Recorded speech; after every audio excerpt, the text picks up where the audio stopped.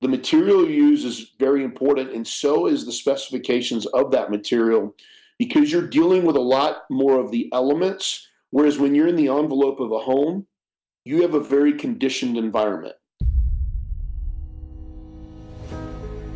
They're just a balcony, and we'll often go tear those out and build a patio cover / balcony, and they do have a little bit more parameters when it comes to load bearing and weight, simply because. And the gentleman that built it specifically told him, I've never built anything this big before. So he was building a large structure the way he built small ones. Because you're inspected doesn't mean you get a quality product at all. So I'm curious, in the outdoor living industry, is that different or is that the same? We do everything. We can do the electrical, we can do the plumbing, we can do the concrete, we can do it all. Mike, I'm sure you all have experienced this as well. And the answer is no, they cannot. Growing up with an engineer father and an artist mom, Ronnie has been designing and building all types of projects since childhood, literally starting with deconstructing and modifying toys, bikes, and building bikes and skateboard ramps. Creating building things has always been a passion, so throughout his life, he's always been involved in some type of build-related creative outlet. Working privately for designers for 20 years, doing everything from demos to any and all aspects of construction as a utility guy, Ronnie decided that the outdoor living space is where he enjoyed the most. So in 2019, he launched Buildinometry. Buildinometry is the art and precision of building beauty. Welcome to Luxury Outdoor Living Podcast with Mike and Trey Farley of Farley Pool Designs. For over 40 years, we've helped homeowners turn their backyards into personal retreats. And that's why after decades of designing and teaching in this industry, we're here to share our knowledge, helping you navigate the process with confidence. Every week we break down design, trends, and insider tips that turn your vision into reality. We'd love to have you along for the ride. Let's build your paradise together. Well, good afternoon, Ronnie. Welcome to Luxury Outdoor Living Podcast. And we just read your bio, and you've done some great things. So tell us something on there that wasn't on the bio. I was actually a strength and conditioning coach for about over 20 years. So I did a lot of performance training with athletes of all ages, and then got real specialized with youth. So throughout my life, being involved with building and doing other things, that was kind of my creative outlet. I trained athletes for many years, and then I got very specialized in schools and younger kids, 6 to 13, developed curriculum for that, sold it to about 50 school districts, and now we're going to digitize that, and we're going to kind of rebirth that here pretty quick, and that'll be kind of my next phase of life, to take that back out and run with it. But that's just another aspect outside of all of this stuff, the build and learning and, getting your face punched in to learn and be good at what you do, right? I mean, I think that's what we do. Oh yeah. So did you do which came first? I'm just curious. Or were you doing it at the same time? At the same time. So per my bio, I think you saw I've been building things since I've been a kid. My dad was an engineer. Mom was an artist. So my dad was always, when I was a kid, we never had a handyman of any kind. My dad fixed and built everything. We never, ever once in my life, literally, did I ever have anybody do anything or fix anything. And so I learned a tremendous amount from him, everything I've learned. As I got older and I continued to do that, I did get heavily into the training side of things because I was involved with it myself. So you got to remember, kids are generally in the evening, right, after school. And so when I got real specialized in kids, I was able to do things during the day and still kind of do some build projects. And I would do it on kind of the side for designers and things. So I did run them simultaneously for a little bit. But once I really launched Buildometry, I resigned from that role. I was at a private Christian school for 10 years, and then I had a facility. And once I launched this, it's pretty much, it's all hands on. Right. You're all in. So yeah, I ran them in tandem for a little bit, kind of through COVID back in that time, Okay. So did you grow up in Dallas, Fort Worth? Lived here since 1985, moved here from Houston. I grew up in Louisiana and Houston most of my life, those two places. And then my dad got transferred here in 85, worked for TI, retired from TI. So I started here in about 7th grade, here locally, Richardson, grew up there, lived in Plano for a while. Now I live in Rockwall. All right. That's a booming area. Oh yeah. Oh, man. Yeah, it's good. It's good. I'm curious, what was the first big structure you built? It's a great question. We started building some structures early on, just normal stuff. Kind of did demo stuff for a while and then started building some smaller structures. The first big one was probably that was massive, like 1,500 square foot, open, completely open. We did one of those probably in 2020 was probably the first really big one that was kind of like shockingly wow, bigger, almost as big as the house that we built it on. That was probably my first really big one about 5 years ago that we really found that was our niche, Yeah. So are most of the structures you build attached to the home, or a lot of them separate? Probably 90% are attached. Our specialty is custom integration. So my whole deal is we can go in and change roof lines. I have very, very high level framers.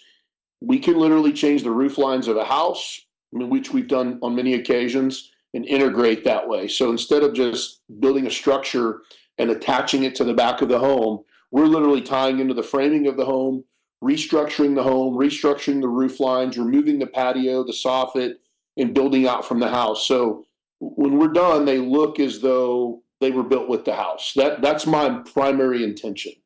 Okay. So how do you create that image so somebody understands? Because when you talk about changing roof lines and stuff like that, I know most clients have no clue what you're talking about. At least most of the clients I work with don't have an idea what I'm talking about. So how do you communicate that all to a client? Generally on our first visit, we have a pretty interesting process that we go through with customers. So we're really big on educating. We want to make sure they're super clear on the path and what the changes look like. Because some people are scared initially, like, oh, no, I don't know if I want to do that. So we'll take them and show them the process. We'll show them the house before, when we were demoing it, how we tied in, what the outcome was. And then when we take them through their project, we show them start to finish our engineering and everything, how it's done, the type of hardware we use, the process we use, everything. So when we're done with a client, they're pretty adept to understanding the build process. That's what we really focus on, is educating them so they're comfortable, so they know what's going on and they're okay with it. Yeah. So do you use just a 2D drawing to do that, or sections, or modeling, or how do you do that? We go full 3D renderings, and we can do fly-throughs. We'll do 2Ds, full 3Ds, and we'll even do a fly-through if that's something that a client wants, where I'm sure you guys are familiar, where literally it looks like a video going through the model, the 3D model that we created. So it really gives them a look and feel of what they're going to get. I like it to be pretty spot on. And a lot of the other things that we do, when we show them another project, I take pictures not just of the project, but from the side, walking out the door, maybe even looking out the windows. So we give a lot of trajectory in that. But yes, we do full 3D renderings for our customers. So do you get into even like the ceiling? Is it a flat or a vaulted, and all those type of details as well? 100%, every detail. So you'll see literally down to our tongue and groove, light placement, fan placement, speaker placement.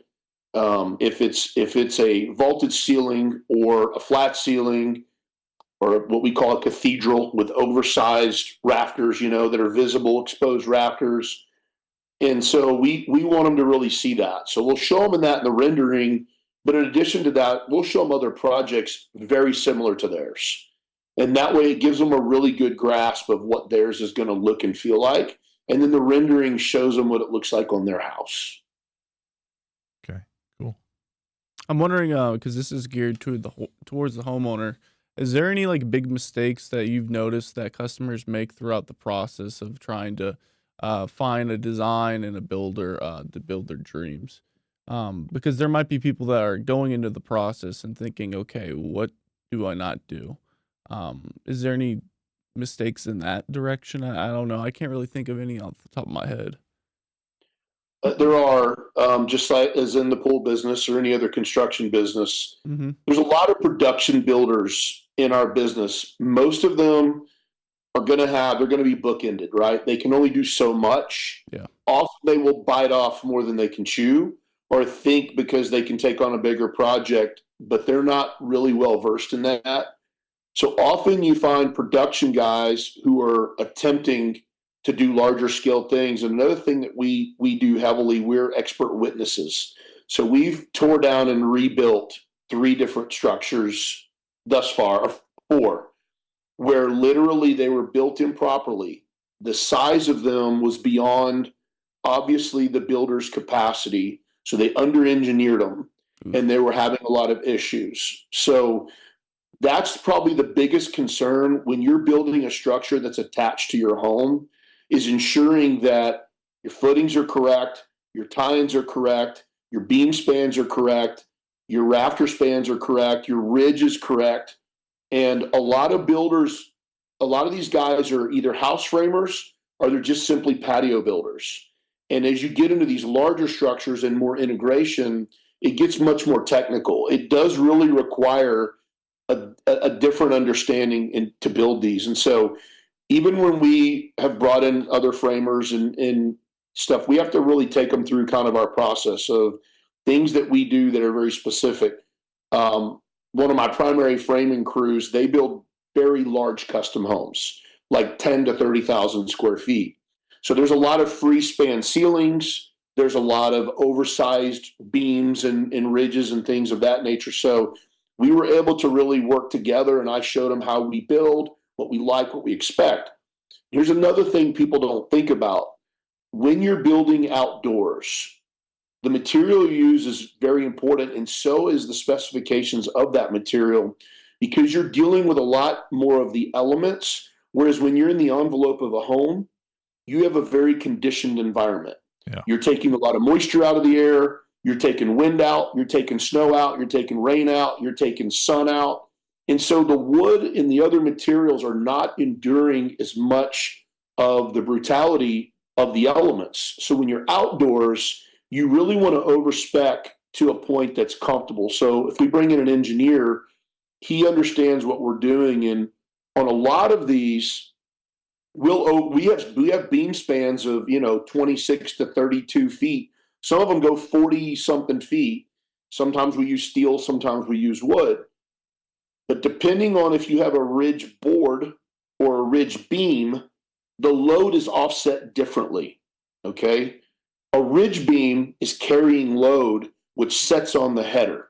Okay. So your ridge beam that's in the top of the roof line is actually carrying the load of the roof, so you're not bearing down so hard on the house. And when you do that, now you have to properly support that ridge beam at the front and the rear with your post in the house. So you have to make sure that all that is done correctly. You can't just do a standard, 12-inch or 18-inch footing. You can't do a standard, smaller header beam. So when you get into these big structures, it gets really interesting, especially if you have, sometimes we have 22 to 26 foot runs on rafters on one side, which is substantial. Yeah. And you have to really do a lot of math and engineering to understand how to make those runs without having roof sag, ridge sag, your spacing. There's a lot of things that go into that. You're not just building a structure at that point. So those are some things you definitely have to consider when you get into these larger structures. 100%. We've got quotes to our customers, and they'll come back with someone that undercuts us. And it's like, well, a lot of the money that you're seeing here, we've talked about like the 1-page contracts and stuff like that, where it's very vague. But a lot of the money, majority sometimes, it's underneath the structure. You don't even see it. It's over engineering stuff. But the foundations, yeah, inadequate. Yeah. But to the point, do y'all often like? Because I see this on patios all the time when it's like remodels. Because we go to the wards and some of the pictures we see are insane. But one of the best features is removing columns from the covered area on the porch and putting a steel beam in. Is that like a kind of standard thing y'all do a lot? Very often. We often remove whatever existing patio is there altogether. Okay. Sometimes we'll move a column outside or inside the home. And you can go to steel beam. Steel beam allow you less height. So you can use LVLs or you can go to a steel beam so you don't have as much height issues. So we absolutely do that often. And for me, I'm big on visibility. So I want as little obstruction as possible. I want to be able to look out of the home and see as much of the yard or the pool or the whatever we're looking at as possible. And with a production builder, they're going to want to put a post every 10 or 12 feet because they're buying standardized, smaller material. They're doing a lot of things that they have to just stick to their plan, right? And to your point, we use massive footings. So under our post on our structures are generally 2 by 2 by 3 foot deep footings. And if the soil is not great, we'll go 3 by 3 by 4. I mean, I put really, really large footings unless we're doing a beam, which even for me, I prefer massive footings. Unless it's on a fault line or there's some grade in the yard, then we'll go to a beam, and that's pretty suitable. But beams can fault as well if they're only 18 inches deep because the ground can, the soil. And again, it's just a matter of really doing that math and engineering behind it. And as we say, there's 3 primary areas to cut costs, which you're mentioning, Trey, is you wonder why their bid is so much less. So it's the same thing. I saw the picture, right? I saw the picture. Well, they're not building what we're building. And I tell people this, it's very simple. You have manpower, you have management, and you have materials. One of those is getting cheated somewhere, okay? And you have to just determine which one it is. You have to understand what you're getting, how they're doing it, and who's doing it. And those are really, really important in understanding estimates, why someone's $10,000 or $20,000 less. Right. The remodel comes later when you spend $20,000 or $30,000 less, to fix it. Although it's kind of hard to fix those foundations later on. That's probably why you have to tear some things down. Do you have an engineer on staff, or do you work with an engineer, or how do you come up with all that, the knowledge on spans and all that type of thing? We do. We have an engineer that we use pretty regularly. In anything that requires an engineer, I have a particular gentleman that we use. I've worked cases with him. I met him on a case. So when I say a case, we had the first big structure you asked me about that I built was one that completely failed that we had to tear down and rebuild. Oh, wow. And that's how I met this engineer. He was the engineer for the attorney on the case, and he and I have done, 2 or 3 more since then. And that's who I use now all the time. He's really good. He's very knowledgeable. And, our framers are pretty good just because of their history, but we like to lean into the engineer. When we're doing those big spans or I'm doing steel, I have an engineer coming in 100% all the time. We don't guess at those. No, that's what we pay engineers for. So is there a particular type of wood? And I know in different parts of the country, the wood that's used outside is different. Like I worked in California for 12 years and we used redwood a lot. Here, a lot of cedar. What do you use predominantly outside? So a couple things. Predominantly cedar on most of our exterior. On my beams and my post, I generally will use a Douglas fir because cedar often they don't have a scope of load. So your engineers often can't tell you what the load of cedar is, and a lot of cities won't allow it for primary beams and posts. Sometimes engineers will tell you they don't have a true spec because cedar fluctuates, okay? It's the load-bearing capabilities of it and the spans. The cedar is different, and it's a very light wood. And so we will often, on our bigger posts and beams, I will use a Douglas fir, but all my trim, everything external, my fascias, my trim boards, my tongue and groove for the most part, all of that is going to be cedar, and they match really well once you stain them. But that's just me. And I found that the Douglas fir, I mean, I've used 8x16 by 32-foot Douglas fir beams, one solid beam that long on the structure. That's a big piece of wood. Yeah. That's a big, heavy piece of wood. Yeah, very heavy piece of wood. Very heavy. Yeah, you ought to see 6 guys setting that up on the post. No, I understand. My dad worked on barns. That's what he did for a living in eastern Ohio and western Pennsylvania. He was the guy that went in and repaired these structures that were 100 years old. And so all timber framed and all that kind of stuff. So I understand what big beams are. Yeah. Yeah, those old barns are interesting, especially even early ones like 1800s. Oh, yeah. Those things are still intact. And again, it shows you that cedar can withstand the test of time. A lot of it boils down to engineering, because if you've ever seen a truss barn built, they'll build trusses out of 2x4s, and they just look like an old flimsy truss. But the engineering and the direction of the wood and the grain of the wood and the way it's put together and the angles, you can have a 40-foot span truss made out of 2x4s. And it's crazy the way that they make them, but that's what it boils down to, is the engineering and, the way that the wood grains travel. It's just like understanding when you have a board, depending on which way you turn the board, it can arch up or down. Yeah. Right. And good framers really need to understand that, because it can create a problem one way or the other, So you have to take the crown and put it the proper direction you want it to go. But if you just drive around and look at people's structures in their backyard, often those header beams, they're already sagging, and the roofs are already sagging, because they have done a minimal specification on material. They give them a 2-year warranty, and in about 3 or 4 years, you start getting sag just due to the elements. It may not fall down, but it's definitely sagging, and an engineer can often tell you, hey, you're going to get a half an inch, a quarter inch, 2 inches. They can tell you what the sag is going to be, pretty much.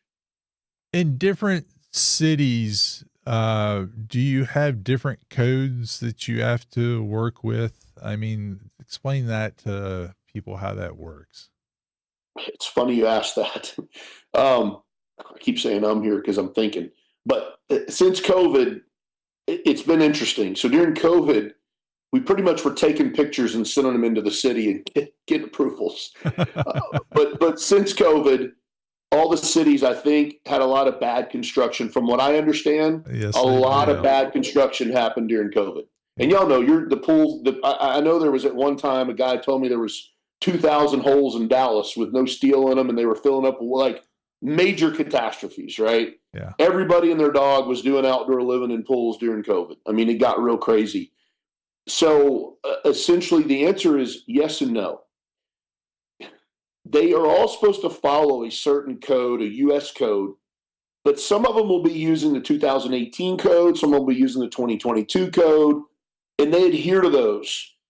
And then you have the secondary part of that, which is what inspector are you going to get that day? So what we've done is we take the highest code standard and we just do that across the board, because even until recently, they started changing the way your rebar sits on your forms. It can't touch dirt anywhere. It has to be completely freestanding. It can't be sitting in the dirt anywhere. Not an end of it, not a side of it, no part of it. The other thing they started making us do is sleeving our gas lines outdoors that go under concrete. Now, a lot of guys will say, well, we've always done that. But that was actually an indoor code, because if there's a leak, you need to be able to pull that gas line out and repair it and put it back, the PEX. They've also gone to flexible risers. We used to use hard fixed risers, but you can't pull a hard fixed riser line out. So you have a flex riser.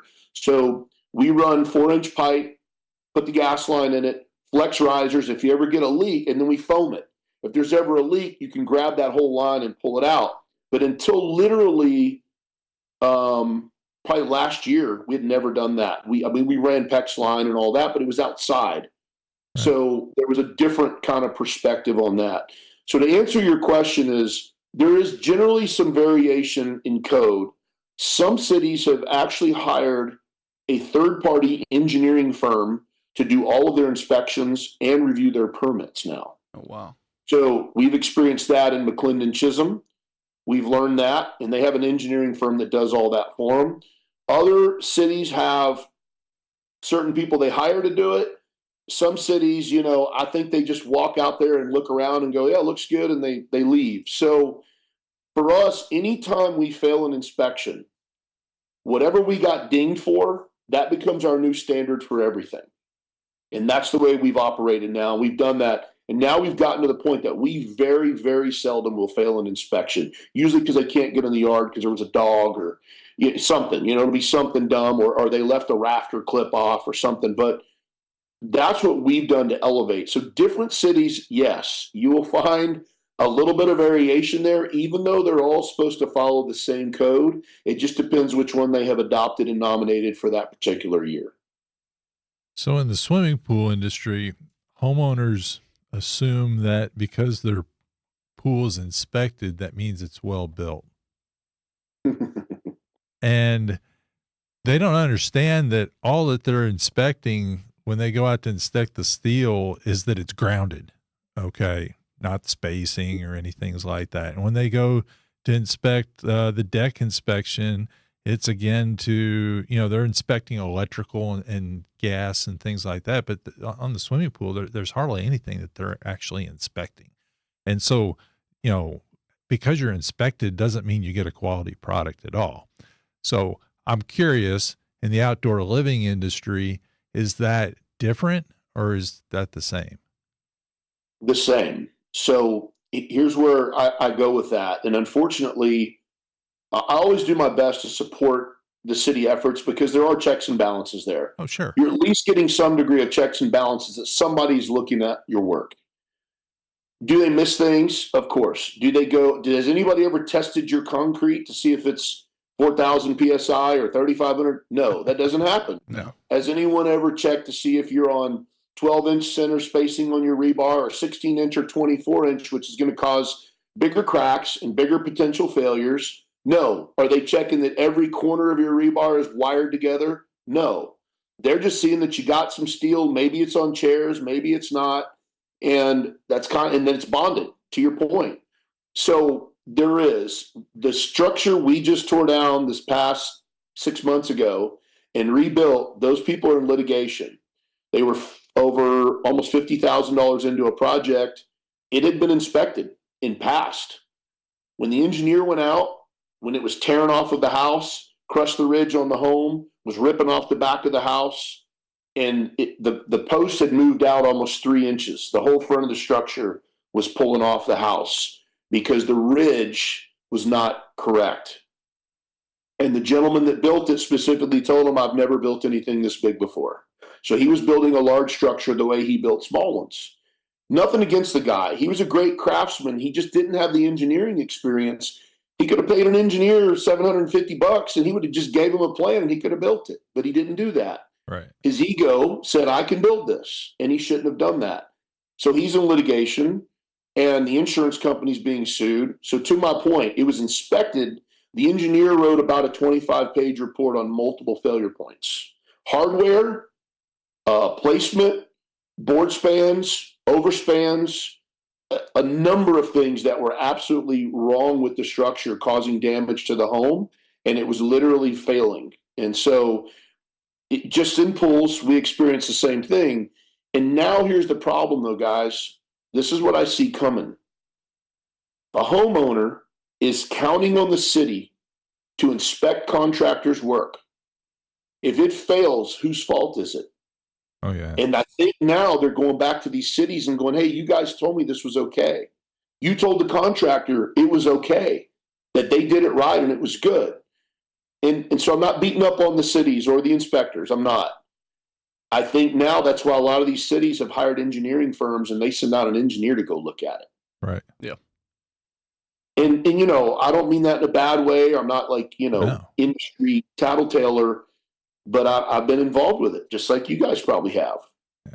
Yeah, usually when there's something that's like really, it seems like over the top, code wise, when we have to go through it, it's probably because there was a lawsuit a couple years ago about the same thing. So, yeah, Yeah. bound to happen. That's what I'm feeling like may start happening with cities, because I think if you're going after an insurance company and you're going after a contractor and they go, yeah, well, the engineering report says there was, 25 things wrong with this. The city said it was fine. So is there liability there? I don't know.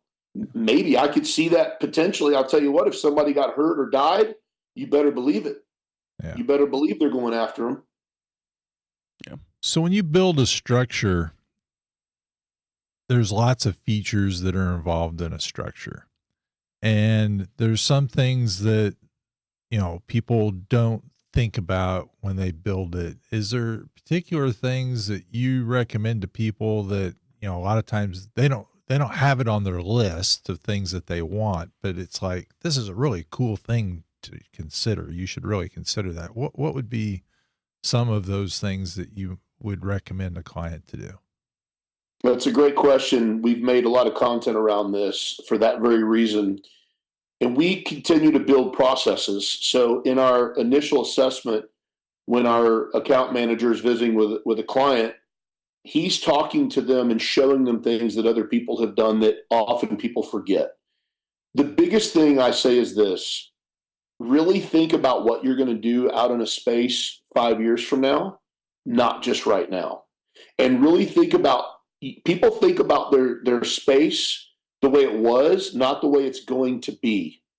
And so now when you have a party or you have a celebration or you have a Thanksgiving, everybody can come outside where you couldn't do that before. And people can be out there. And how do you want to entertain those people? And how much coverage do you want for them? And what amenities do you want? So the things that people don't think about is, what is it going to be like now versus what you've known it as in the past? And what are you going to be doing in this space? What types of activities are you going to have? What amenities do you want?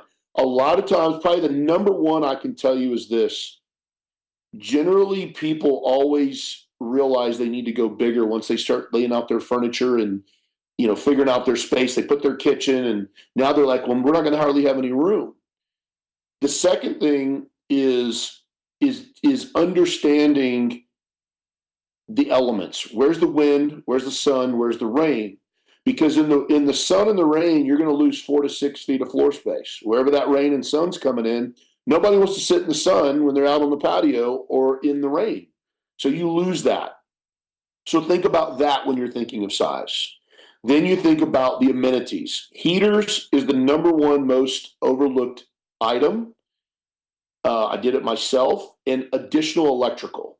More outlets, more lights, more fans. It's better to have and not need than need and not have.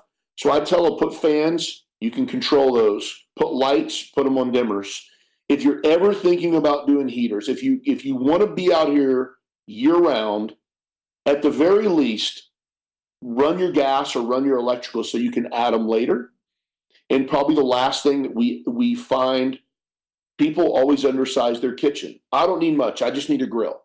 6 foot's enough. No. And I go in their kitchen and I go, is this enough space to cook and host and have people and serve and have your pan of hamburgers? And no, that's not going to work. What does your wife say about her space in the kitchen on the counters, right? And so I always give them some direction in that, and generally they almost always go bigger. 90% of the time people make their kitchens bigger, and then kind of a dual purpose there. Do you want to bar on the backside? Well, why not? It doesn't really cost you that much more. Maybe you got to add a little concrete or something, but why not have a backside bar on the kitchen, and now it's dual purpose? And then, simple things, screens, roll down screens. That's a big one. And, stuff like that really in thought. So those are probably the primary things that people don't think about. And then, of course, when you introduce to them maybe a large 4-panel slider or, something fun like that, and then they're like, oh, wow, yeah, that's really what we want. Well, it's $25,000, but you can do it if that's what you want. It makes a big difference, So those are probably the primary things that I really want people to think through: the size and usage, and then the amenities. So you get into adding doors and windows into the existing structure.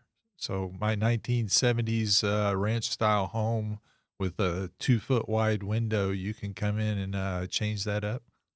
We do it all the time. So we tell everyone we work from the walls out. Anything you want to do to change the exterior, and we'll do the big stuff inside. Sometimes they want to knock a wall down to open the view up, knock a pillar out inside, take an arch away. We'll do that heavy lifting stuff for them, even though we're primarily outdoors. To me, that's kind of related because it's part of that process.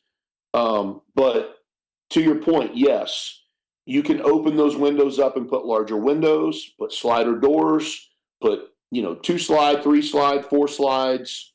Just depends on what you want. And it makes a tremendous difference when you're looking out of the back of your house and when you have people over and it's nice out, you just open those big sliders up and now it becomes one giant room, half inside, half outside. You just double your living room is really what you're doing. Yeah. I'm wondering for a homeowner that's watching this and they're wondering, oh, wait, is that even possible? How do they tell if one of their walls can be knocked out or if it's actually a crucial like load-bearing structure purpose wall? You can do it. It doesn't matter. You then come in, you add new jack studs, king studs, supports, you put a steel beam or a big LVL. Any wall, it can be done to any wall. Perfect. So we've done many load-bearing and we've done some that aren't load-bearing. We've tore out a lot of patios. Probably 85 or 90% of the jobs we do, we're removing existing patio, always soffit and fascia. And then if they want to add a door, we just go ahead and take that out and reframe it. You have to put a new header in because the support's different. So in your case, Trey, if it's a support wall, you would then go to a large LVL, maybe 2 or 3 of them, and then you go to a steel beam if you don't have enough depth, because the height is really an issue. When I say depth, I mean from the top down, right? You got to have enough for your opening because often they'll want to go to a bigger window or a bigger door. They want to do 8 foot if you can, but if you're in an older home sometimes, like Mike, you may not have that height. Right. But when we build the new patio, I can give you that height. I can raise that back wall up enough to put you an 8-foot slider in there. So explain to people, because I'm sure there's people that are listening to this and they're like, I have no earthly idea what an LVL is. Okay. Good point. I'm speaking Chinese math over here. Well, no. It's just we're in the industry. Yeah. We understand it, but I understand clients don't. And also like slider, you mean sliding door. So yeah, a big slider door window. Sure. An LVL is going to be a laminated heavy duty beam. So it's basically multiple pieces of plywood glued together to give it an engineering strength higher than that of a single piece of wood. And that's essentially what it is. And then we'll add, 1, 2, or 3 of those, and they're much larger than a regular piece of wood. So you can get LVLs up to 24 inches tall. And depending on the span, the larger the LVL that's needed. And depending on that load, you may need multiple LVLs. And so it's really just that. It's literally pieces of wood that are glued together to create a beam, and then you can go to a glue lam as well, which is going to be a stack of 2x4s. Same purpose, same deal.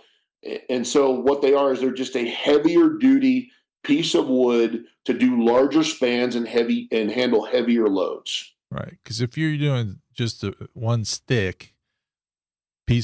piece of lumber, your spans can't really get much more than 20 feet, right? Well, it depends on the load, but yeah. So generally speaking, here's the rules. You have to add a lot of things into that. You have to add the load, especially if it's a roof or it's a header board. Header meaning at the top of a window or door or top of the roof line. Right. So when you take your material, let's call it a 2x8. The furthest a 2x8 is supposed to span, depending on load, is 16 feet. It's double the height. So if it's a 2x6, it's 12 feet. If it's a 2x4, you should only go 8 feet. If it's a 2x6, you go 12. 2x8 is 16. 2x12 is 24. So that's simple math. But then you got to compile the load on top of that. Right. So you got to do shingles and decking. And I mean, there's a lot of other things you have to add into that, or the wall. What is this? What is this holding up? And a lot of your production guys will literally just make homemade LVLs. They'll take a solid piece of wood, put some OSB, and then put another solid piece of wood. The problem is you can only get wood, standard wood, 12 inches tall. And often the height is really the key to the load. So it doesn't matter how thick you get it in that case, you have to have the height. And the LVLs you can get, like I said, up to 24 inches tall, which are pretty big LVLs. Yeah. Okay. Thank you for that definition. Oh yeah. I'm wondering, Sure. because with I've seen y'all have remodeled some of them. You probably built some of them as well. But the structures where they're attached to the home and then it's covered patio, but you can use the roof as a Balcony. porch for a second floor. I love that look. I love the ability to come out on a porch outdoors, outside on a second floor.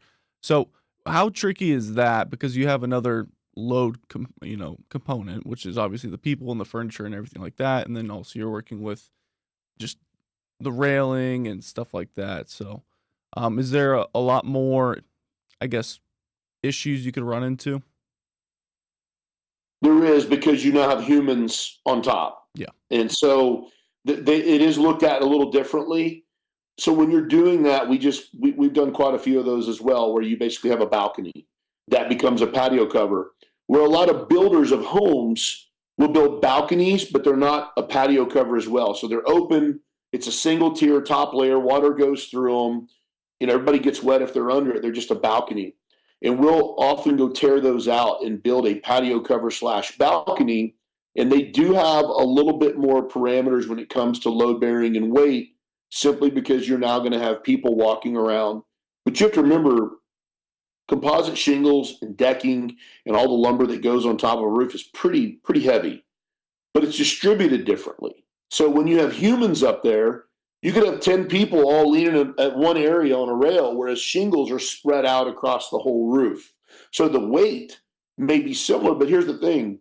How many people are going out on your balcony? I don't know, is it 5, 10, 30? I mean, there's no way to really gauge that. So when you're building those, we always get those engineered, always.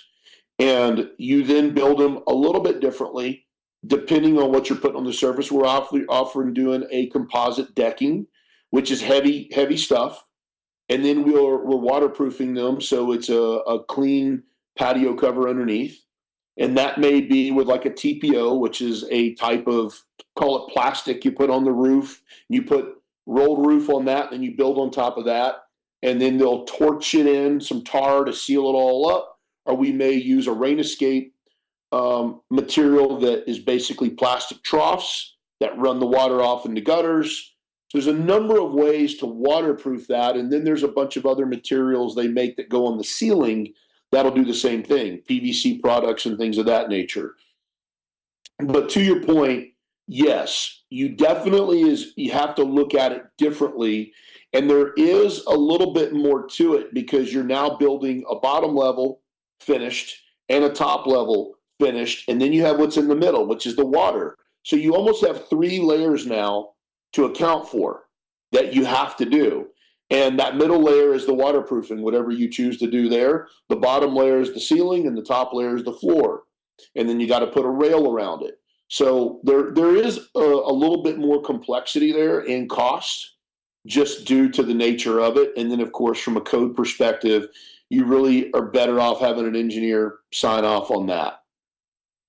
So the waterproofing that's underneath there's you mentioned several different things. Is there one that you prefer? I actually prefer, I think, the simplest, the cleanest, and with the most assurance. We have our roofer who actually does a torched roof. It's basically a roof material that he puts down, and I'm explaining this in layman terms instead of using all the big words that nobody will understand. And it's like a tar. And he burns it in with a torch, seals the post, flashes it into the house. Then he actually puts a composite material on top of that. and then we just build on top of that. There's a million ways to do it, and every builder will tell you something different. We've used the Trex rain escape system before, and it does work well. But there are some things, if you can't put a pitch on the deck, it's an existing deck, sometimes you have to just use that, and that's literally plastic troughs in between the joists that the water run in. Okay, I do like that system as well. It's a little more complex, and there's a little bit more to it. It gets a little bit sticky. Would you be able to see would you be able to see the troughs from underneath the patio? Not if we're covering it up with tongue and groove, you would not. Okay. If you have an open rafter, sure, you're looking right at those. They call them, you have scutters, and then you have these. It's basically pieces of plastic, and you angle them so the water runs in that plastic. But now there's some companies making a PVC type of plank or panel material that goes on the ceiling that has channels for the water to travel into that. Oh, wow. The biggest thing is you have to consider the risk of leakage over time. With movement, with contraction and expansion, there's a lot that's going on, on those balconies with people and elements. That's why I really like the roofer to come in and torch it up with tar. And he seals every corner and crevice and post, and then he counter flashes it into the house. And that way, to me, that's the method I prefer. Some other guys may have stuff they rather do. And that's just the one that I have found that I like the best thus far. Awesome. Yeah, I've done a couple of those in my career, and we've got one under construction right now that's actually it's a deck for the top, and then underneath it's an equipment room. And so we're using the pans in between. The Trex, the rain escape. Yes, sir. Yeah.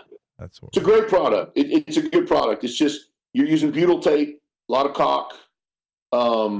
There's a lot of things that go into it. It gets pretty complex. It works good. I have it on my deck. It works relatively good. There's a little bit more room for error there with your guys doing it. And so again, I have no problem with that product. I think it works very well. I just found that, like I said, when I have him come out and torches that thing in and tars it up, we're good. It's good. That's good. What you like. Yeah. I did. You also got to pitch the deck though, so you have to cheat a little bit. So essentially, if I'm cheating the deck slightly this way, I have to then come in and level the floor, right? With that, you can make it all level, and you just pitch the troughs. Yeah. Down to the scutters, So you do a lot of solid roofs. Do you do a lot of pergolas or equinoxes or anything like that? We do quite a few. We used to do a lot more. I think as our client base has changed a little bit into these larger structures. We'll sometimes do both. They want a big covered patio on their home, and then maybe out by the pool they want a nice pergola because it's more of kind of a yard art unless you put some poly on the roof. People want to be out of the elements, and that's the first question I ask them. Do you want to be out here in the elements? Because if it's raining a little bit, your pergola's out. If it's the sun's directly over you, you may or may not want to sit under the pergola in the summer here. It's really personal preference, and you're paying a lot for the cost of the materials because generally your pergola is all exposed cedar, so you're paying for all that. There's more board frequency with the lattice on top and things like that. So generally, people are looking for real coverage.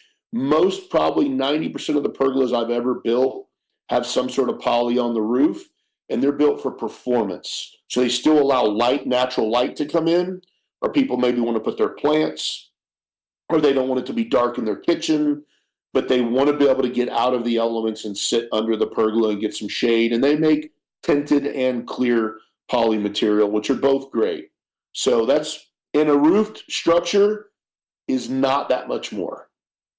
When you do a pergola with poly, a roof structure is not terribly more expensive. Yeah, the times I've had to do it, it's usually a height restriction with a city, code-wise, or we're trying not to block some windows on the existing home, is where we've had to do those. Yeah. But yeah, They're beautiful. They're beautiful. They look great and they perform really well. It's just what it is, it's a pergola. yeah. So do you get in doing a lot of masonry? Like you mentioned a kitchen, but do you guys like build fireplaces in the structures that you're doing? We do a ton of masonry work. So our primary work is going to be structures and masonry work. That's our two largest. And that's the areas that we feel we're the most competent in. Not that we're, not in the other areas. It's just, I think those you really can set yourself apart from the quality of work that you do. So our masonry work, I call it more artisan because he's really that. He's not just a bricklayer that also does mason work, which a lot of these guys are. And so we do a ton of stonework, a lot of fireplaces, a lot of fire pits, kitchens in almost every structure we build. Oh, yeah. And then we'll do raised beds, retaining walls, benches, stone walls, wrapped pillars. But yes, we do a lot of masonry work. So are you getting into, when I started, it was all, chop stone. That was it. That's what everybody loved. And now people are wanting, porcelain and, even tiles and stuff like that because they want stuff that's more of a clean look instead of the what they call the Texas masonry. So are you doing that too, or is it mostly just stonework? I'm with you 100%. That's the direction people are starting to go. You're still going to get traditional stone. We've started doing a mixture of both. I've done a few projects, including my own at my own home, and I'm mixing tile and stone. And now we're bringing in some porcelains for countertops, doing travertine and even marble on the face of your stonework, and using looters instead of just being a looter's top. They're building it completely out of looters, to get that smooth, clean, square edge finish. And sometimes, in my opinion, aesthetically, you have to be careful with that because they're less forgiving. A tile, especially a porcelain, it's beautiful. It's very unforgiving. If you chipped it, you have chipped tile. If you use porcelain on the countertop, if you chip it, you have chipped porcelain. It's just, that's just the name of the game. And you have to understand that if you got a bunch of kids, I probably wouldn't recommend putting porcelain on your countertops. They're going to get chipped. And with real stone, to your point, we do a lot of ledger stone, which is basically, backsplash material. And we do primarily still heavy in the chop business. We do a ton of chop in the looters. The Austin stone is real heavy. We call it an Austin white or a nicotine. The Oklahoma stone is kind of going away. It's a little dated, but some of your traditional people like that stuff, the oranges and tans and browns. Right. But yes, definitely getting more contemporary now with ledger stones, porcelains, tiles, things like that. Do you do a lot of granite or decked on countertops, or is it a lot of limestone? Granite, we do primarily looters or granite, and we've done a few porcelain. Porcelain's beautiful because you can get it any way you want it, and you can get it exactly how you want it. That's the beauty of porcelain. Like the waterfalls, those are real popular. They call it a waterfall where it goes up and over the counter and back down the other side. Right. The whole thing's covered. That's really popular with the porcelain. We primarily, and I tell everyone this for outside, the granite and the looters are best just because they're durable, and if you chip them, you can sand them and fix them. If you do anything else, it doesn't work that way. You got to cut that. You got to get rid of that and put a new piece. It's just how it is. But now with a lot of contemporary builds, we're definitely getting into some of those other things. We're starting to use cladding. People are wanting to do cladding, on their outdoor kitchens now. Not even stone. They're using different types of aluminum cladding, vinyl cladding, composite cladding. And so they're taking commercial grade products that you would see on a commercial building and tying them in and using them on their home, on their residence, in their kitchens and in their outdoor areas. We've been doing tile on walls behind kitchens over brick. That's becoming popular. They're making the outside look like like their kitchen inside. Right. That's what people are looking for now. Yeah, most definitely. So the health and wellness industry has gotten really big ever since COVID, and people are wanting spaces outside that they can enjoy. Is that something that's affecting what y'all are building? In what capacity, Mike? What do you mean, space to like exercise? Like, Well, I mean, some people are looking for everything from, gee, can you build me a sauna in, or can we come in and do, an outdoor shower, or, yes, I want a lot of turf so I can, do yoga out here. I mean, I'm just curious if that's impacted y'all. You mean from a growth perspective? Absolutely. We have definitely seen that. We've always done quite a bit of turf.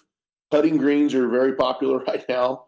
Turf in the backyard in general is very popular because no maintenance. It's beautiful year round.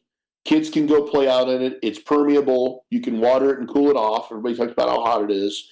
Their kids can go play and not get all dirty and in the grass and, whatever else. The dogs don't track a bunch of mess in.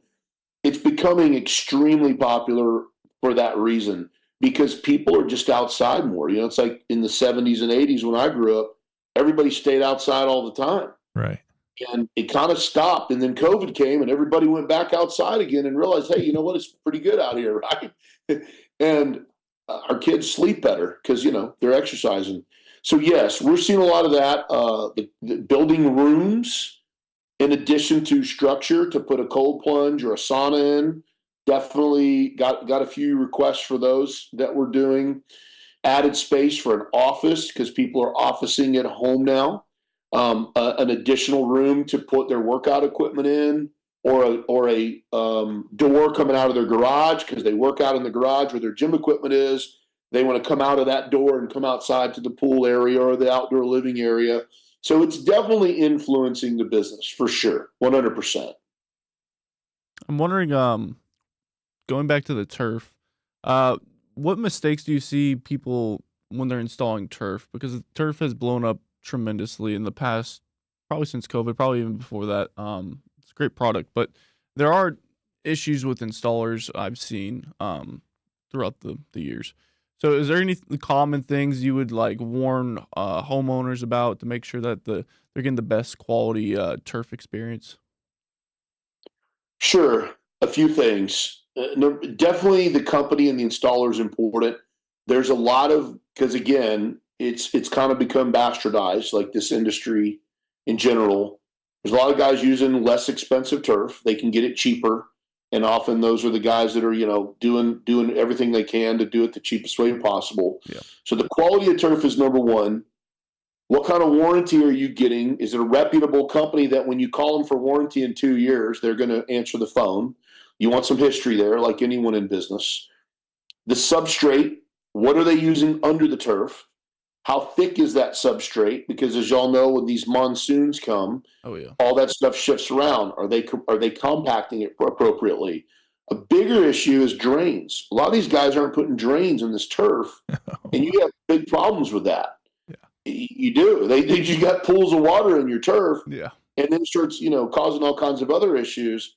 And the other thing I would say is definitely understanding the grading of a yard and making sure that you're following grade, because people don't realize that all these new neighborhoods, they're built for the water to grade from one yard to the next, to the next, to the next, or to the front of the house or to the back. And when you start playing with that grade by adding 6 inches of substrate or 4 inches of substrate, you can create water problems for the home.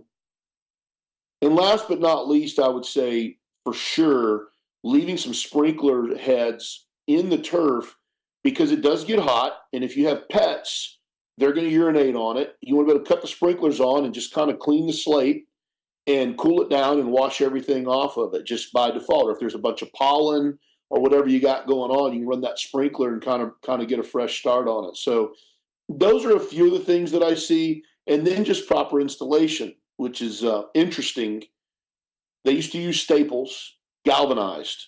They no longer use galvanized. They put long nails in that rust over time, because the rust and causes the nails to stay in that substrate better, and the turf doesn't pull up. I mean, it'll take 10 years for them to degrade completely, but using galvanized staples, the turf was getting pulled loose everywhere. So now they're using these giant non-galvanized nails that rust over time, and the rust becomes almost like a glue into the substrate. And that's how they're doing turf now. Yeah. Yeah. I know about the nails because I was on the back end of construction back in the day, and I remember these couple times they would poke holes through the drainage, which was kind of funny, or in pipes that they shouldn't. But yeah, I didn't know why they switched from staples to nails, but that's interesting. So also a big thing with turf, people sometimes, I don't know if it's the homeowner or if they just want a lot of it or what it is, but blending turf I think is key when it comes to like design. Do y'all have any preferred ways to blend it? Because I know there's areas for like, play some golf here, or it's not this part of the yard's not accessible, so let's put turf there. Or maybe there's too much shade, put turf there to keep it green year round. Are you putting like planter areas around it, or separating it from the actual natural grass? How do you do that for blending the turf in? I mean, it's very subjective. So the good thing about it, if you have really good turf people, which we do, fortunately, you can take and create those elemental changes. So even going around trees and putting some rock around the tree and following the roots. Guys that are really good with turf, they won't just do a circle. They'll take the turf up into the roots of the tree. So when you look at it, it really looks like grass. Often they'll just do a circle, put rock in there, which is not a problem. It just depends on the situation. Yeah. But to your point, when you're tying it in different areas, there's a slightly different turf for a golf putting green than there is regular turf. And then you have to look at, if you have a lot of pets, you want to use a different infill. Make sure you're using a pet-based infill that's not going to start, smelling over time and holding bacteria. As far as how you're laying it, you can bring it right up to flower beds. You can bring it right up to pool coping. You can bring it right up to poured pavers. In those cases, you really want to just assess the usage, how much traffic's going to be on it, what's going to be happening there. If it's strictly aesthetics, maybe it's not as important. But, I think all those factors come into play, is really understanding its use, how much traffic it's going to have, and where are you putting it? Is it going to be in a wet area where people are getting out of the pool and getting on it, or the dogs? It's just for the dogs on the side of the house over there, or are your kids out there, little young kids playing on it all day? So all of it becomes very subjective. And yes, you want people that understand those parameters and really know what needs to be where. So I think having an educated person on turf, a lot of these guys that don't normally do turf, whether they normally do other things, whatever that may be, they say they can do turf. Not that they can't, and not that it's bad, but I think there's more to turf than just the turf itself. Same thing I talk about concrete. Not all concrete is created equal. So the guy you find on Facebook or Craigslist or wherever you're looking for $6, you may want to really think through that. It's not. And I think you guys are both very well versed in this, so you understand. Yeah, chicken wire doesn't work. Chicken wire, yeah. Wow. I tore up some concrete from the 70s that had no rebar in it. No. And it was a driveway. It did have some cracks, not horrible. We tore a whole driveway out. And, I mean, it was, 50 years old, and I was shocked. There was no rebar. None. Nothing at all inside of it? Or was it just Nothing. formed up? Okay. Wow. It was formed up over some decent substrate and poured concrete. Yes. Huh. It was shocking. I was shocked because it wasn't terrible. It wasn't terrible. I was pretty shocked. Well, things have changed over time. I'm sure batch mixes and all kinds of things. Yeah, it was probably a 5,000 PSI comment. It was probably from the highway or something, who knows, right? Right. Yeah. So wind is a big thing, I think, in structures that people don't think about. And so they want to use this structure. They want to use it in the fall and the winter and the spring. And we've got some wind going. And so I've seen 3 different things used, and I just wanted to know what you think about those 3 things. I've seen people use a screen to give them some protection against wind. And I've seen people use shutters, but there's 2 different types. I've seen aluminum shutters and I've seen wood shutters. So give me your thoughts on those 3 solutions. If you were going to do it at your house, what would you do? So a couple things to think about here, Mike. Number one, I love screens more than anything because you have more control. They will cut down on the wind, but not eliminate the wind, and Right. vice versa. So they also have more of a function. They block sun, but still they don't block all the light. They keep bugs out if you're going to completely screen in. When you go to shutters, you're drawing the line. You're saying this is what's going here now, because it's more of a permanent ordeal where some shutters open up, some accordion. I really like the aluminum shutters. If I wanted a more permanent, we do a lot of slat walls as well. You've probably seen the wood slat walls, Yeah. and then you just create the spacing however you want. I would strongly lean towards aluminum shutters, or if I wanted something more, the most permanent would be a slat wall. We're not walking through there. We're probably not going to go that way. We just want to block some of the view, some of the wind. I would say do some sort of wood slat wall. Even if you want to put a door on it, we've done that as well. Second, more permanent, aluminum shutters. I think they're more durable, and they look really nice and they function really well, but they are quite costly. And the screens are going to be not permanent, but you can control the screens. You can roll them down a foot, 6 foot, or all the way to the ground, and you have more control over those. And it gives you a different environment because you can still completely see through the screens when they're down, but you get the sun protection. So I think subjectively, it really depends. Like some people go, hey, I have this west sun in the evening. I don't want to deal with it at all. It kills us. It's coming into my kitchen. We did one with shutters for that, and I can send you a couple pictures of that. Or they go, we're not going to go that way. I don't want to look at my neighbor cooking dinner. I want a slat wall and put very small spacing in it. And then other people are like, we want to be able to control our environment. Let's roll the screen. We want to be able to roll screens up and down. And to me, the screen is usually the best option overall because it kind of does all of it, but you have a lot more control.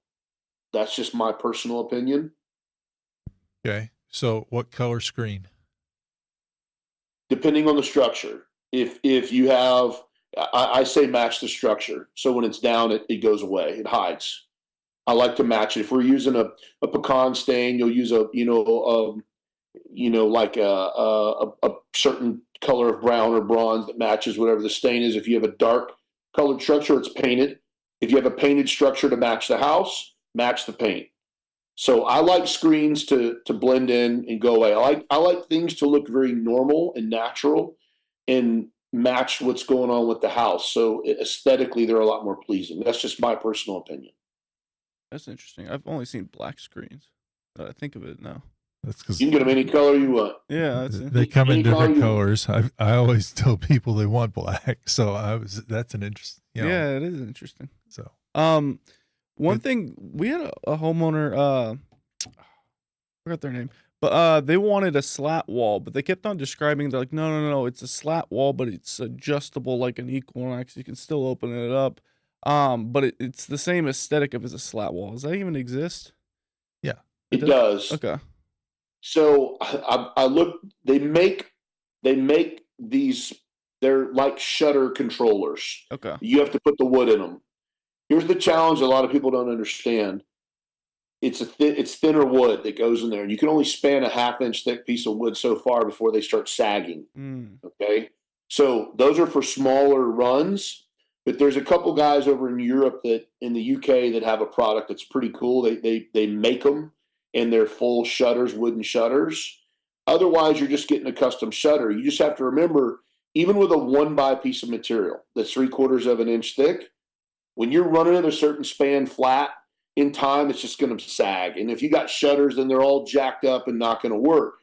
So yes, there is a product you can buy to do that, but your span links aren't very big. So now you have multiple shutters. You can't do like a 10-foot span with a shutter on it. Yeah, it's not as That doesn't clean work. looking. Yeah.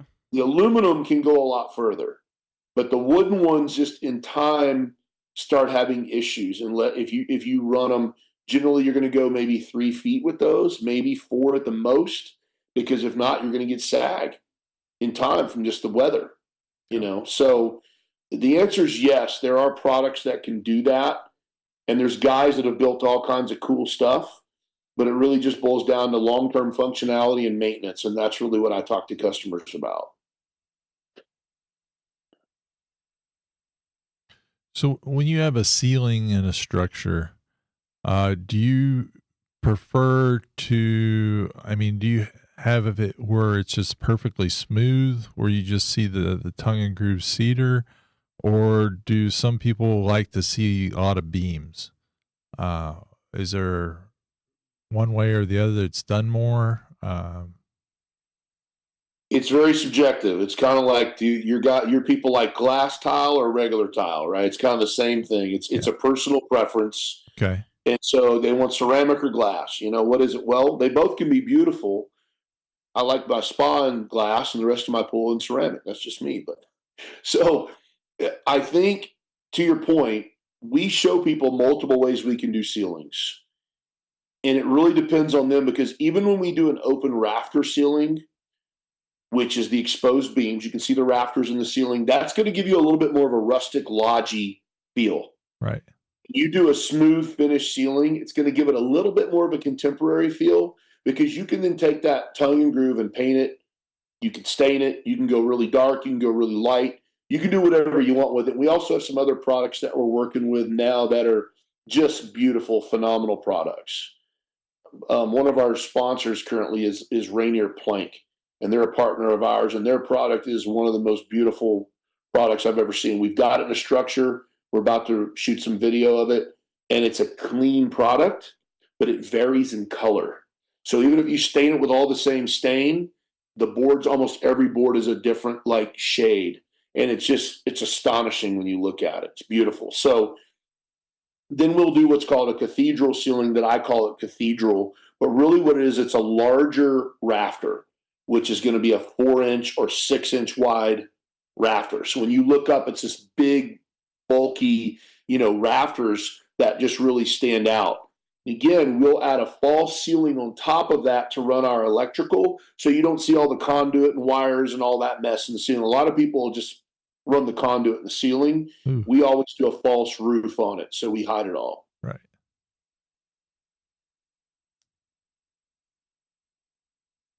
So this is boring, but to me, I think it's important that people think about, do you put gutters on all your projects? We do. I say we do. Some people say, I don't want a gutter, and they usually regret it later because it becomes a waterfall, this. Yeah. Right? But you got to remember, they're building whole neighborhoods without gutters on houses right now, because the logistics are $2,500 a house times 1,000 houses. Why am I going to spend $2.5 million and get no value out of it? They're not going to not buy the house because it doesn't have gutters, right? But I tell everyone the same thing. If you don't put gutters on here, a couple things happen. It's going to be like a deluge of water coming down, flooding your yard that wasn't there before. You have additional roof that's dumping water in one area. It's not coming down like rain anymore. And you've now taken some of your grass up with the concrete, so you have less permeable surface. So you want to take that water and disperse it to where it needs to go. So either we put gutters and channel it. Generally, we go underground with pop-ups and take that water to where it needs to be. The second thing is, when you have that going on and you're sitting on your patio and that water is just pouring down over the sides, or even, to whatever extent, it's also eroding your yard and potentially eroding up against your concrete, which is why you're supposed to put gutters on a house.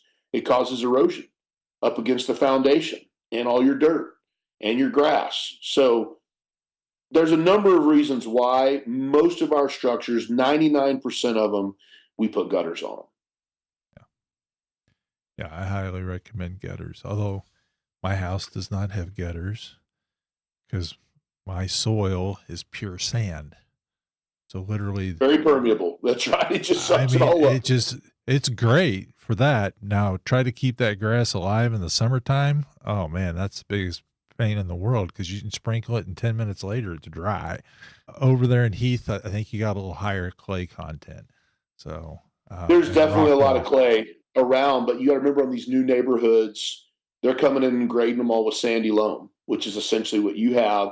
Then your landscapers come in, and generally they'll get a thick matted sod to put down.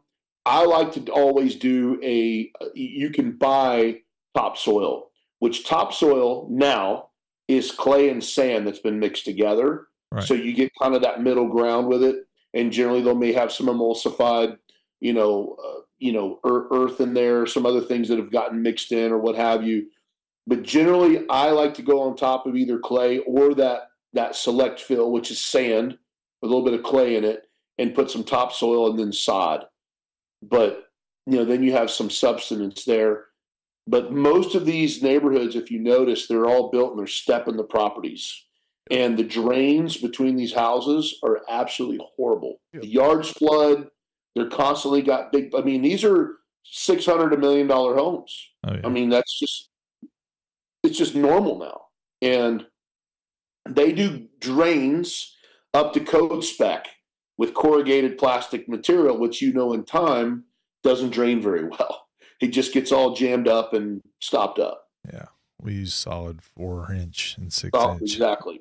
That's the way to do it. Yeah. That's the way.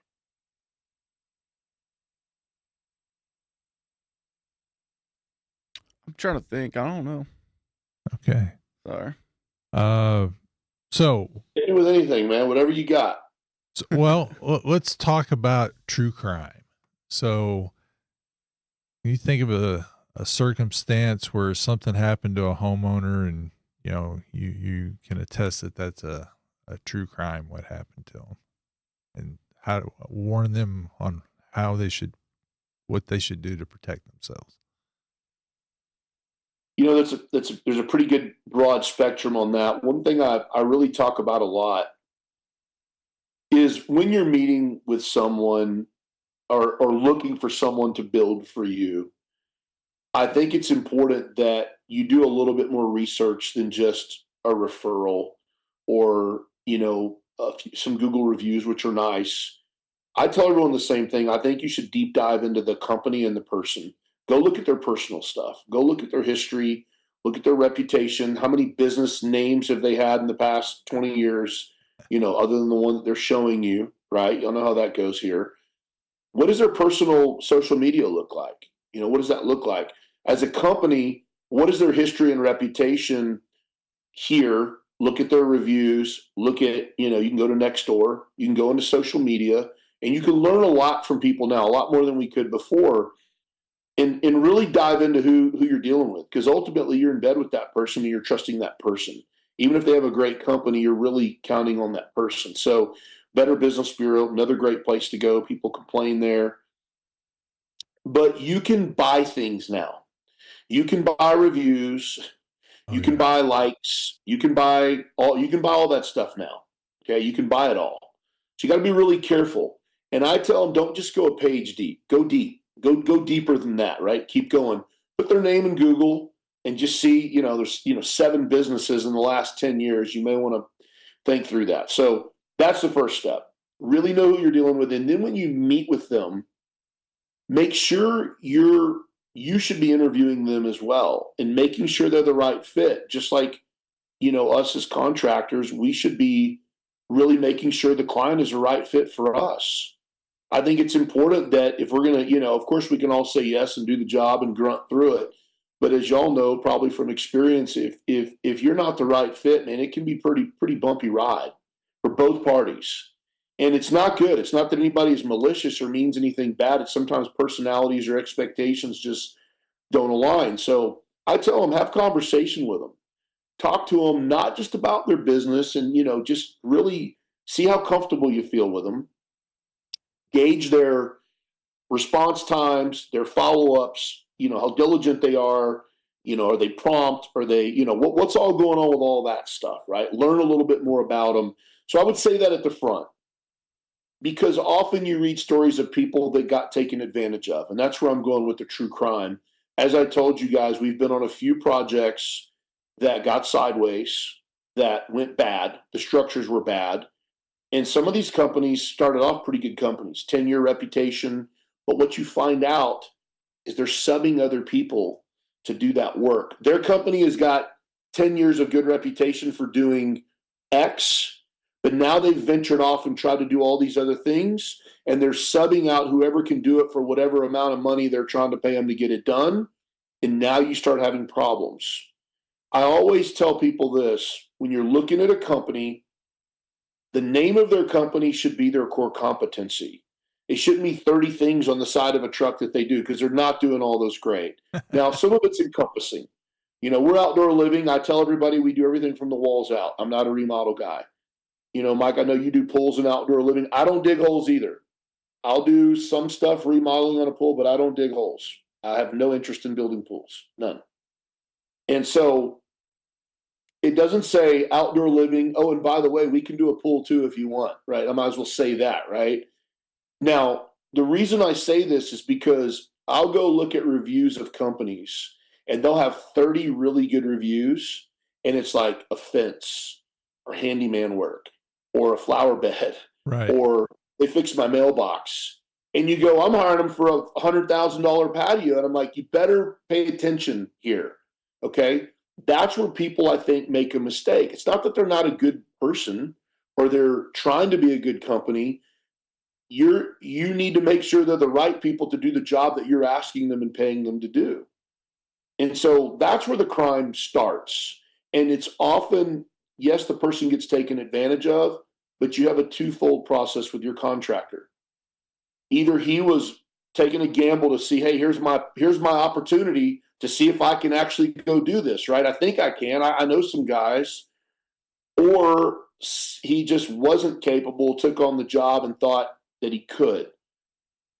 And those are two issues that happen a lot. And there's consistency and lack of consistency when you're dealing with trades, when you're dealing with subs.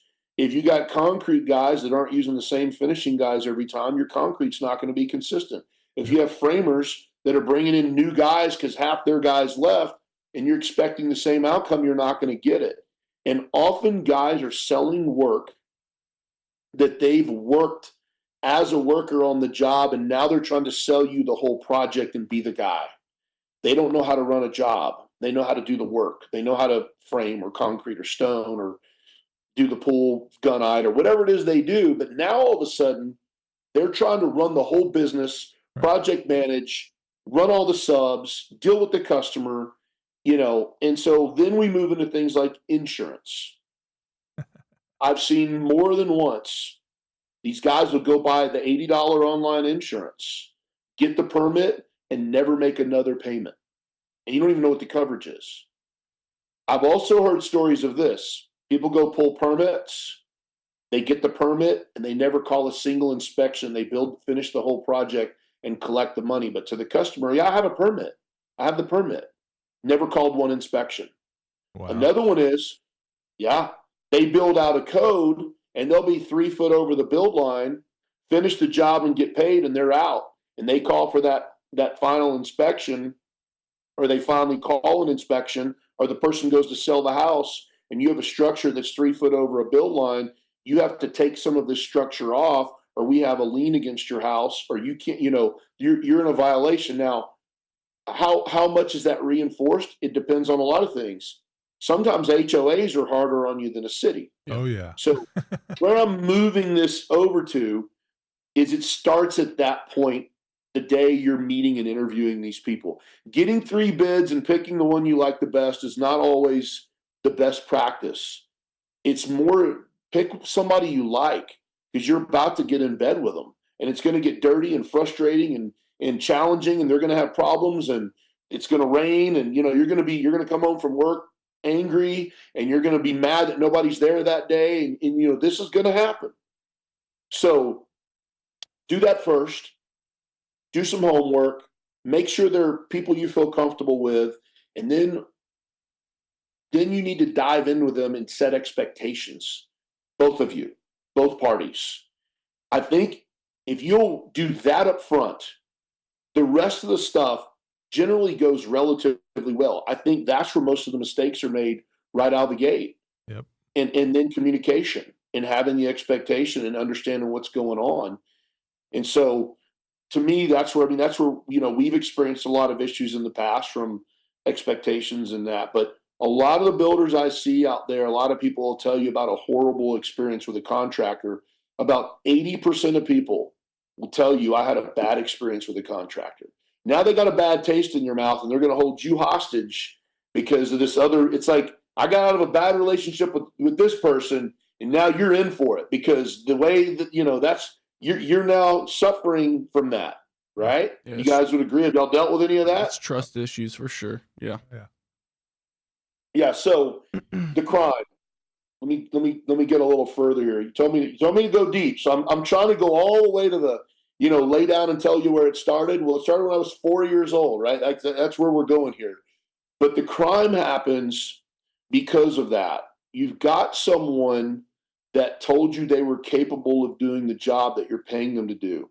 You trusted them to do it. It doesn't, maybe they weren't the cheapest one. Maybe they were. I don't know. I don't know that. Yes or no. I've seen it both ways. So then you have to ask yourself, did I do my due diligence? And did I make them aware of my expectations? And did I really do everything I could up front to make sure I was hiring the right person? And then really speak to them about how they were going to build our project. So in our case, I'm going to educate you. If you knew nothing about construction, you're going to know exactly how I'm doing your project and how it's built. When I run you through my sales process at the end of before we move forward, and then we have about 3 more meetings before we break ground. We have kickoff meeting, we have a design meeting, and then we have a trade meeting where we're on site. And I think all of those things are necessary because even with all that, still get into projects and there's still challenges, right? Right.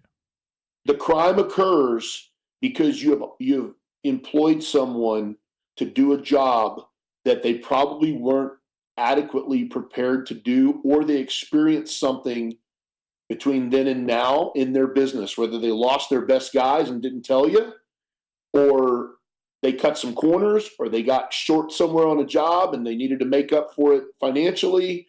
Something has happened now that's created that problem. And so I think that's where the crimes, a lot of them start.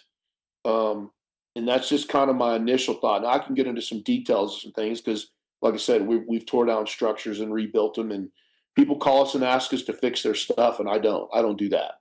I don't repair any structure ever because then I own it. If I touch it, I own it. It's mine. Yeah. So do you have something else in more particular you want me to dive into? I mean, to me, that's the biggest crime right there. It goes south from there. I agree 100%. Yeah. So one of the things I tell clients is if you're going to look at a review, go look at their house reviews, because house reviews are vetted.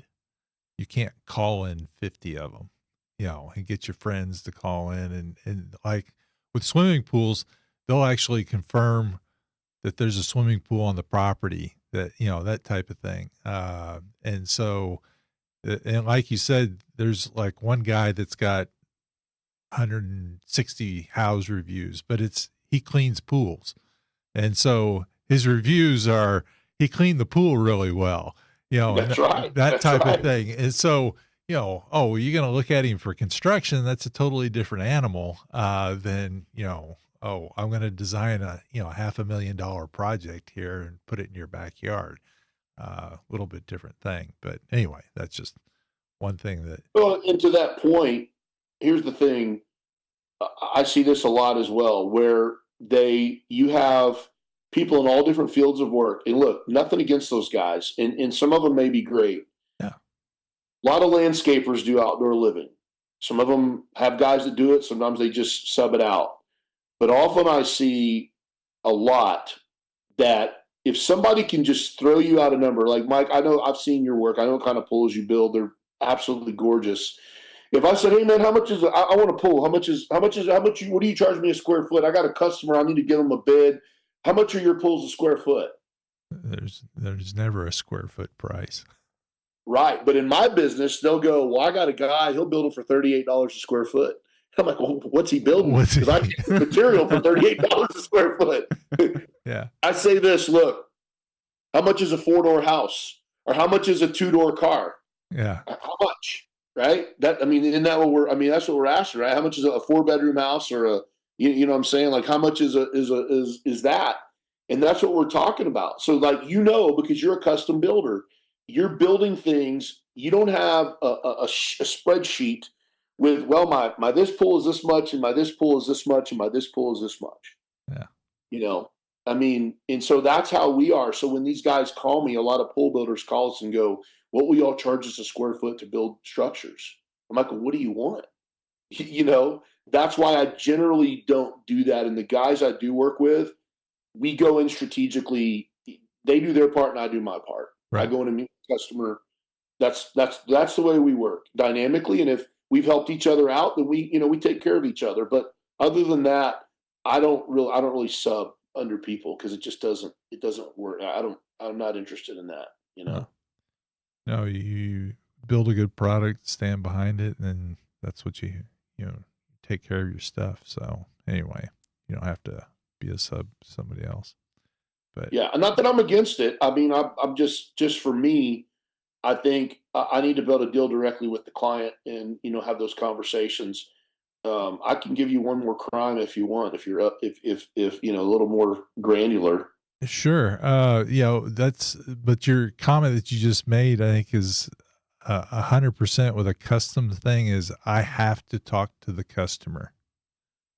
I have people come to me and they're like, and the worst ones are the professional athletes. Oh yeah. And they're like, well, you can't meet with him, but we're going to have his assistant meet with you and discuss what he wants. And it's like, this is a train wreck. I mean, there's no way in the world that he's going to understand what he's getting if I don't communicate with him. Well, I'm sorry, but you can't meet with him. And it's like, well, I'm sorry. I can't perform something that I don't know what. And there's so many questions that, I ask, and I'm sure you do as well, because you're going into details and you're trying to pull out all the things that are best for them. You can't do that through an assistant. No. You can't do that. Not. You have to meet the client and be able to talk to them. And again, that's where it goes back to expectations, because then when you have clear expectations on what each other are going to be doing, if you put someone in between the two of you, I just don't see how that works. I've never had it work in my career. A lot of the time, the clients don't even know what they really want. They think they do, and then when you go through the questions, and get to know them better, you realize what they're trying to tell you, what they want, but they couldn't tell you. Yeah, they couldn't put it in words. An assistant can't do that. Yeah. Anyway, we've had a few wealthy people that have they call them their project managers, which basically is their assistant. Right. And they run everything. They do everything, which is fine. But they're telling us all these things that they want, and we're asking them all these questions, and they got to go back to the client, and they come back to us. And I'm like, well, we need to see it, or we need, a design, or we need, they need that. And I'm like, well, man, this is pretty clunky, don't you think? Is there a way we could just jump on maybe a Zoom or a Google call with them? I mean, we can, if they want to blank their screen, that's fine, but at least we can have a conversation. If they don't want me to see them or whatever, that's fine. Yeah. Right. My account manager's dealing with one now, and he's like, it's really odd, Ronnie. Like, it's very strange. And I'm like, well, but I think to your point, Mike, I feel more comfortable doing that because there's questions that I'm asking, and then they haven't thought about them. It's things that they haven't thought about 100%. in the scope of their job. And then so we're wrong. This is what I learned. If I don't mention it and they think of it later and want to add it, they go, well, why didn't you tell me this? It's my fault, right? If I mention it up front and, I give them the idea, they're like, well, are you just trying to sell me something else? And I'm like, well, no, I'm not. And this is what I tell them. I'm going to be transparent with you and tell you everything, all the possibilities in the realm of what you want. That's what I'm going to share with you. So you tell me, you start by you telling me what you want, and then we can talk through it. I'm going to listen to you, and then I'll share with you the possibilities in the realm of that. And you can decide. I learned that with paint colors. or stain colors, if they pick something and they don't like it, it's my fault. They say, why didn't you tell me that this looks bad? If I pick it and they don't like it, they say, well, you're the one that picked it. It's your fault. So I tell them I have no involvement with that. I'll show you the colors. I'll show you projects. You can come on site and see them. I do not make color choices for anyone ever. I just don't. I've lost too many times. Well, we don't like the stain color. Can you change it? Well, you picked it. You told us this looked good and it doesn't. Like, Right. well, Oh yeah. So that's kind of that side of things, but however. So if you have another story, I'm always up for another story. Yeah, I've got one for you. I tried a masonry crew out one time, and I'm very reluctant to do that. I have very good people, and so I have a short bench because the people I have, they're very loyal and they're very good. And the reason I keep a short bench, I would rather have more time I'd rather take a little longer than go find more guys and be inconsistent. Okay. Not to say there's not multiple good guys, but the guys I have, I love and trust, and they do a great job. But clients get super frustrated now. The speed of the world has gotten ridiculous, and the expectation. They think that construction is like their job on a computer or Amazon or wherever they're doing business at. They don't realize that we're dealing with multiple human elements and multiple people, multiple conditions, supply chains, everything that goes with it. They're doing meetings with a hard stop at 2:01 and the next meeting starts at 2:07. That's their world, right? We call it surgical. Construction is not surgical. But back to my story, I had these masons that we were going to try out. This guy, I met him. He said, yeah, I've been doing mason work for 30 years. We do this, we do this, we do this. Show me some work. Great. I take them and I give them a couple small things first, and we're kind of watching them, right? They do a really great job on resurfacing a fireplace for me in a house, just ledger stone, just a simple task, right? Then we move into some other minor stonework. Well, then I say, well, hey, I have a fireplace in the kitchen I need you to build. No problem. So they came out, they built the fireplace. They started off early, and when I was watching what they were doing, I'm like, hey, this is great. They're really prepping and preparing, and they're doing all these great things. We watched them. They're dropping, string lines and everything else, trying to really get this thing correct. So then we leave. I come back later in that day to check on them. We come by the project, and they've made great progress because there's a bunch of guys there. But here's the problem. These were primarily bricklayers doing stonework, and they are not the same. So when they're aligning and doing certain things with stone, our masons now will cut and level and chip every single stone that they put in place. Right. Instead of making sense of what you have and then just shoving pieces or thicker mortar where, and that's kind of what these guys were doing. So the premise of the fireplace was great, right? Like well, then they go to put the looters on and they zero my countertops out. So the looters, instead of hanging over a couple inches, is flush with the stone. And I said, man, you guys said you guys have done this a lot before. Well, these are brick guys. They have. But they're doing brick fireplaces, not outdoor living where things are just different. Right. They're also not doing the finishes on these things. And so I learned very quickly, when you bring on a new masonry crew, it doesn't matter how long they tell you they've been doing, stonework and brickwork. You have to literally make sure they're capable of delivering exactly what you want and the way that you want it. So we have a detail book with about 250 details now. And every guy that works for us knows their details for their expectation. So if they bring on a new guy, we got a new guy that came to join us today, or whoever it is, great. He needs to know that detail. So it's your responsibility that he knows it. So we've done that now. Well, long story short, I had to pay my mason, who I have now, the only mason I use, to go back and make a whole bunch of corrections in this project. And the guy was all upset about it because, he's like, well, this is correct and blah, blah, blah. But I simply told him, man, this is not how you build outdoor stuff. It's not the same. And it looks, sloppy. Well, it's level and it's straight and, everything's good.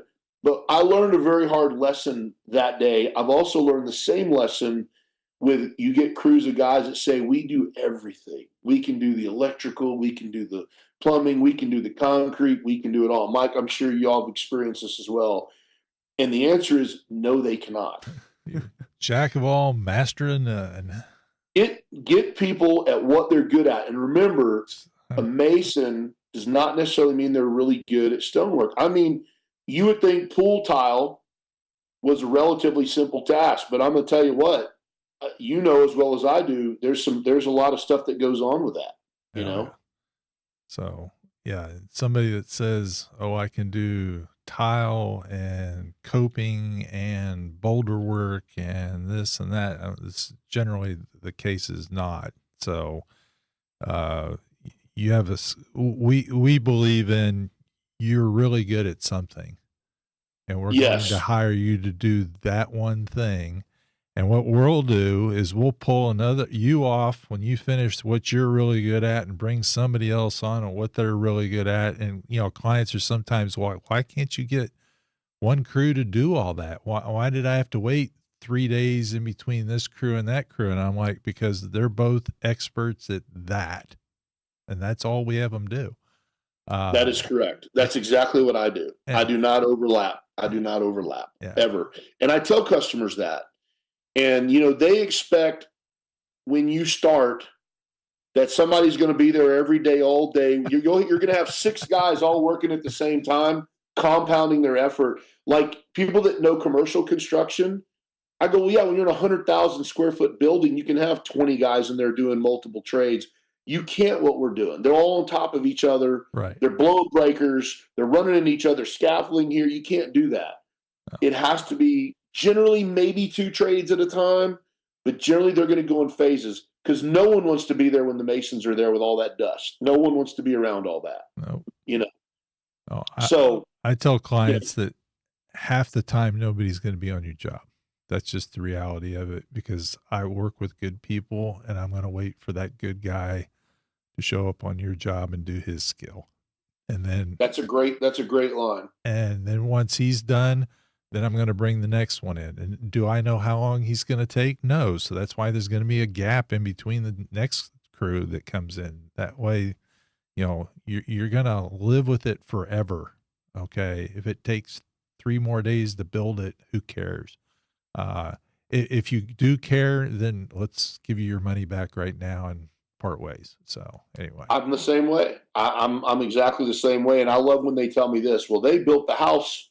They're building the house across the street faster than you're getting this done. I said, yeah, and here's the difference. When they're done with that house and that person moves in for the next 2 years, that builder's going to be coming back and fixing all the stuff that they rushed through that you walk in and go, well, this is terrible and this is horrible, because you gave him a date and he has to hit that mark. And he's going to hit it all right. He'll have a different bricklayer there every day, a different paint guy there every day. He doesn't care. And we'll come back and do it in the punch. And then for the next 2 years, they're coming and changing doorknobs and fixing trim and carpet problems, everything else. And so they just don't know. And I think that's why what you guys are doing is great. The same thing I do in my content is you got to educate people, man. They just don't know. It's expectations, like you said, 100%. For real. If you set the proper expectations, you're going to land in a much better space. Not that you won't have problems, but it'll be much better. And I had a guy one time, I talked about some problems in one of my videos, and this contractor goes, maybe you really shouldn't be exposing your problems to people. Maybe you should consider another business. And I go, so are you saying as a contractor, you don't have any? Are you just lying to people? I mean, you're obviously not in the business. I read that post. I saw. Did you read that post? Yes, I did. I said, you're obviously not in the business if that's your, Yeah. Do you know Stephanie Bellinger, Mike? Bellinger, I think it's called Bellinger Outdoor Design. She does a lot of big boulder stuff outside. She's been in the business a long time. She's my neighbor. She doesn't build pools, but she's involved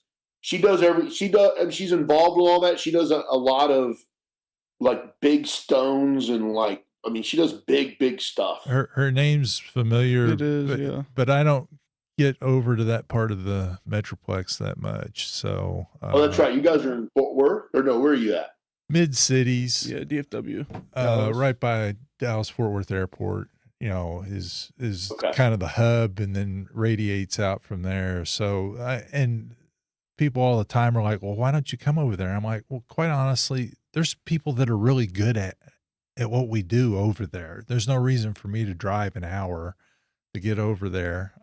So, you know, that's why we don't travel over there that much. But, you know, if you really want us, okay, we can go.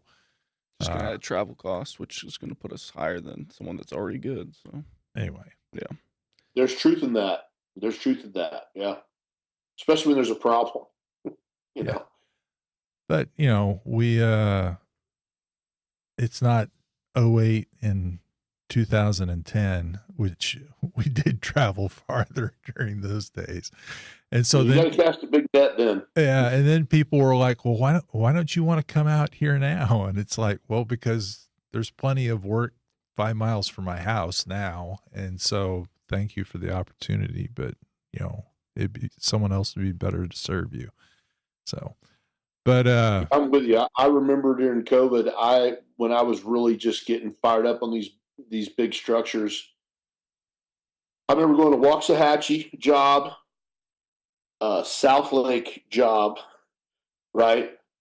Denton job, and then back into McKinney and back to Rockwall. Like that was my route for the day. It's a big circle. And I'm like, man, it is killing me out here. But that was during COVID.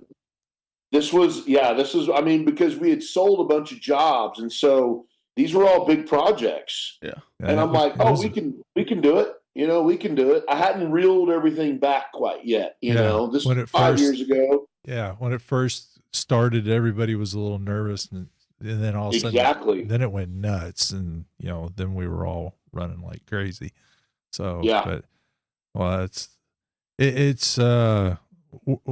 I tell people all the time, we're blessed to live and work where we do, because the building industry sure is doing well, especially compared to some other parts of the country. I know it doesn't do as well, but we even back in 08 and 10, I had buddies that were in California and Arizona that their work just disappeared. And, you know, in California during COVID, some of them were not allowed to work because they weren't considered essential. It's crazy.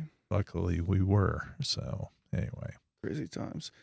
Before we end the podcast, I always ask our guests a couple of questions that are pretty easy just to get to know you a little bit better.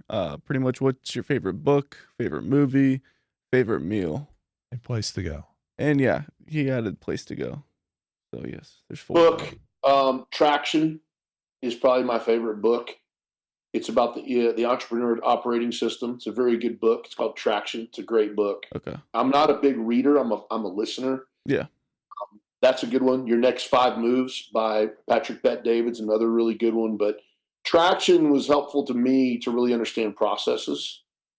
Okay. And then Your Next 5 Moves is really thinking long term about where you're going with your business and what you're looking down the road at. So those are probably my 2 favorite that I've listened to that I really liked. And then you said favorite place to eat? Just favorite meal. Oh man, I'm a foodie, dude. If you can't tell by my 250 pounds, I like a lot of food. My favorite meal, I'm probably going to say, I've got several, so you're putting me in a tough spot. I would say at restaurant wise, I could go eat at Pappadeaux's probably every day if I had to pick just one restaurant, and I like pretty much everything there. Outside of that, my wife makes a lot of great things, but that's a place I could just go and eat.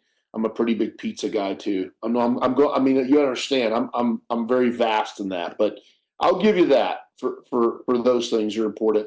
Babe's Chicken's another one that's always good. So, and then would you say what was the other one?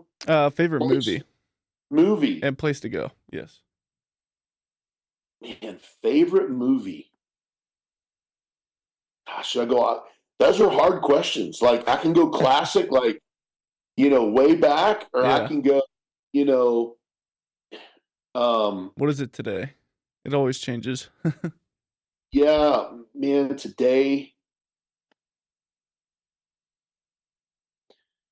I would have to say it's going to be a toss up between probably like the original Rambo and Braveheart, man, are Ooh.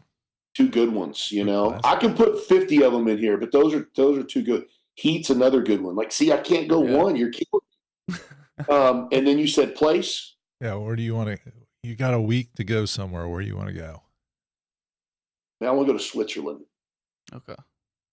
I'm not a big traveler. I mountain bike a lot, but every time I see pictures of Switzerland, I want to see things that change my perspective on the world. Like that is, you know what I mean? And I think I'm an outdoor guy. And every picture I see of Switzerland, I send it to my wife and go, I like to fish. I like to ride bikes. But Switzerland to me, it's like everything is breathtaking there. Have you guys ever been? No, but it looks beautiful. It does. No, we backpack actually a lot. Yeah, in Colorado. And I've always looked at the northern Italy and Switzerland as, that there's some pretty cool mountains there. So anyway, that would be fun. I want to go to Europe as well, but if you have me pick one, I definitely want to go to Italy. My family's from Palermo, Italy, so I'd like to go there at some point in my life. But if I had to pick one, I'd probably go into Switzerland first. Cool. Well, we greatly thank you for your time. You've shared some really great stuff, and we just wanted to have you on. I've listened, like I said, I saw that one review. I've listened to several of your lots of your information, so I'm always trying to learn from people. So I appreciate your insight and knowledge.